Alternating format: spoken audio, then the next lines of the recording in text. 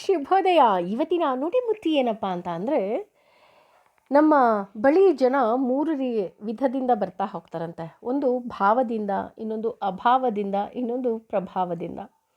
ಯಾರಾದರೂ ಭಾವದಿಂದ ಬಂದರೆ ಅವರಿಗೆ ನಾವು ಪ್ರೇಮವನ್ನು ಕೊಡಬೇಕಂತೆ. ಅಭಾವದಿಂದ ಬಂದರೆ ಖಂಡಿತವಾಗಿಯೂ ಸಹ ನಮ್ಮ ಕೈಲಾದಂತಹ ಸಹಾಯವನ್ನು ಮಾಡಬೇಕಂತೆ. ಹಾಗೆ ಪ್ರಭಾವದಿಂದ ಬಂದರೆ ನಾವು ಭಗವಂತನಿಗೆ ಧನ್ಯವಾದ ಹೇಳಬೇಕಂತೆ. ಯಾಕೆ ಅಂತ ಅಂದರೆ, ಭಗವಂತ ನಮ್ಮಿಂದ ಇನ್ನೊಬ್ಬರನ್ನು ಪ್ರಭಾವಿತರನ್ನಾಗಿ ಮಾಡಿದ್ದಾನೆ ಅಂತ. ಏಕೆಂದರೆ ನಾಹಂ ಕರ್ತ ಹರಿಕರ್ತ. ಇದೇ ರೀತಿ ಒಂದು ಪುಟ್ಟ ಕತೆ ಹೇಳಬೇಕು ಅಂದರೆ, ಅವತ್ತು ನಿರ್ಜಲ ಏಕಾದಶಿ.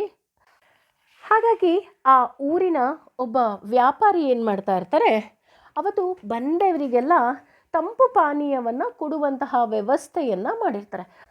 ಆ ರಸ್ತೆ ಬದಿಯಲ್ಲಿ ಯಾರ್ಯಾರು ಓಡಾಡ್ತಾರೋ ಅವರಿಗೆಲ್ಲ ಕರೆದು ಬನ್ನಿ, ಇವತ್ತು ಏಕಾದಶಿ, ಇವತ್ತು ನಾವು ಈ ತಂಪು ಪಾನೀಯವನ್ನು ಹಂಚ್ತಾ ಇದ್ದೀವಿ, ದಯವಿಟ್ಟು ಕುಡೀರಿ ಅಂತ ಪ್ರತಿಯೊಬ್ಬರಿಗೂ ಕರೆದು ತಂಪು ಪಾನೀಯವನ್ನು ಕೊಡ್ತಾ ಇರ್ತಾರೆ. ಅದೇ ಮಾರ್ಗದಲ್ಲಿ ಒಬ್ಬ ಭಿಕ್ಷುಕ ಹೋಗ್ತಾ ಇರ್ತಾನೆ. ಅವನಿಗೂ ಸಹ ಈ ತಂಪು ಪಾನೀಯವನ್ನು ನೋಡಿ ಕುಡಿಬೇಕು ಅಂತ ಅನಿಸುತ್ತೆ. ಆ ವ್ಯಕ್ತಿಯ ಬಳಿ ಹೋಗಿ ಕೇಳ್ತಾರೆ, ನಾನು ಕುಡಿಬಹುದಾ? ಅಯ್ಯೋ ತಗೊಳ್ಳಿ, ಇವತ್ತು ಏಕಾದಶಿ, ಇವತ್ತು ಪುಣ್ಯವನ್ನು ಸಂಪಾದನೆ ಮಾಡಬೇಕು ಅಂತಲೇ ಈ ಕೆಲಸವನ್ನು ಮಾಡ್ತಿದ್ದೀವಿ. ಅಷ್ಟೇ ಅಲ್ಲ ನೋಡಿ, ನಾನಷ್ಟೇ ಅಲ್ಲ, ನಮ್ಮ ಮನೆ ಮಂದಿಯವ್ರನ್ನ ಹಾಗೂ ನಮ್ಮ ಅಂಗಡಿಯವರು ಎಲ್ಲರನ್ನೂ ಸಹ ನಾನು ಈ ಕೆಲಸಕ್ಕೆ ಹಾಕ್ಕೊಂಡ್ಬಿಟ್ಟಿದ್ದೀನಿ, ನೀವು ತಗೊಳ್ಳಿ ಅಂತ ಹೇಳಿ ಕೊಡ್ತಾರೆ. ಅದ್ರ ಜೊತೆ ಆತ ಹೇಳ್ತಾನೆ, ನನಗೆ ಇನ್ನೊಂದು ಲೋಟ ಸಿಕ್ಕಬಹುದಾ ಅಂತ. ಅಯ್ಯೋ ಖಂಡಿತವಾಗಿಯೂ ಕುಡೀರಿ ಅಂತ ಹೇಳಿ ಅವನಿಗೆ ಕೇಳಿದ ತಕ್ಷಣ ಇನ್ನೂ ಒಂದು ಲೋಟ ಜ್ಯೂಸನ್ನು ಸಹ ಆ ಸೇಠ್ಜಿನೇ ಕೊಡ್ತಾರೆ. ಇದನ್ನು ನೋಡಿದ ಆ ಭಿಕ್ಷುಕನಿಗೆ ತುಂಬ ಖುಷಿಯಾಗುತ್ತೆ. ನಿಮಗೆ ಒಳ್ಳೆಯದಾಗಲಿ ಅಂತ ಹರಸಿ ಹೋಗ್ತಾನೆ. ಅದೇ ಮಾರ್ಗದಲ್ಲಿ ಒಂದು ತಿಂಗಳಾದ ಮೇಲೆ ಅದೇ ಭಿಕ್ಷುಕ ಬರ್ತಾ ಇರ್ತಾನೆ. ಆದರೆ ಅಲ್ಲಿಯ ಪರಿಸರ ಏನಿದೆ ಅದು ಪೂರ್ತಿ ಬದಲಾಗೋಗಿರುತ್ತೆ. ಅಂದರೆ ಯಾವುದೇ ರೀತಿಯಾದಂತಹ ಉಚಿತ ತಂಪು ಪಾನೀಯವನ್ನು ಕೊಡ್ತಾ ಇರೋದಿಲ್ಲ, ಹಾಗೂ ಅಲ್ಲಿ ಎಲ್ಲೂ ಸಹ ಜನರ ದಂಡಿರೋದಿಲ್ಲ, ಹಿಂಡಿರೋದಿಲ್ಲ. ಇದನ್ನೆಲ್ಲ ನೋಡಿ ಆ ಭಿಕ್ಷುಕ ಅಂದ್ಕೊತಾನೆ, ಏನಾಯಿತು ಅಂತ ಅಂದ್ಬಿಟ್ಟು, ಹೋಗಲಿ ಕೊನೆ ಪಕ್ಷ ತುಂಬ ದೂರದಿಂದ ಬಂದುಬಿಟ್ಟಿದ್ದೀನಿ, ಈ ವ್ಯಕ್ತಿಯ ಬಳಿ ನಾನು ನೀರು ಕೇಳಿದ್ರಂತೂ ಖಂಡಿತ ಕೊಡ್ತಾರೆ ಅಂತ ಅಂದ್ಬಿಟ್ಟು, ಸೇಠ್ಜಿ ನನಗೊಂದು ಲೋಟ ನೀರು ಸಿಕ್ಕಬಹುದಾ ಅಂತ ಕೇಳ್ತಾರೆ. ಆಗ ಸೇಠ್ಜಿ ಕೋಪದಲ್ಲಿ, ಇಲ್ಲ ತಗೊಳ್ಳಿ, ₹1, ನೀವು ಮುಂದೆ ಹೋಗಿ ಅಂತ ಕಳಿಸ್ತಾರೆ. ಆಗ ಆ ವ್ಯಕ್ತಿ ಮತ್ತೆ ಕೇಳ್ತಾನೆ, ಸೇಠ್ಜಿ ನನಗೆ ದುಡ್ಡಲ್ಲ, ನನಗೆ ಕುಡಿಲಿಕ್ಕೆ ನೀರು ಸಿಕ್ಬೋದಾ? ತುಂಬ ದೂರದಿಂದ ಬಂದಿದ್ದೀನಿ. ಇಲ್ಲ ಇವಾಗ ನೀರು ಕೇಳ್ತೀರಾ, ನೀರು ತಂದು ಕೊಟ್ಟರೆ ಊಟ ಬೇಕು ಅಂತೀರಾ, ಆಮೇಲೆ ಬಟ್ಟೆ ಬೇಕು ಅಂತೀರಾ, ಹೀಗೆ ನಿಮ್ಮ ಡಿಮ್ಯಾಂಡ್ ಜಾಸ್ತಿ ಆಗ್ತಾ ಇರುತ್ತೆ. ಇಲ್ಲ ₹1 ತಗೊಳ್ಳಿ, ಹೋಗಿ ಅಂತ ತುಂಬ ಕೋಪ ಮಾಡ್ಕೊಳ್ತಾರೆ.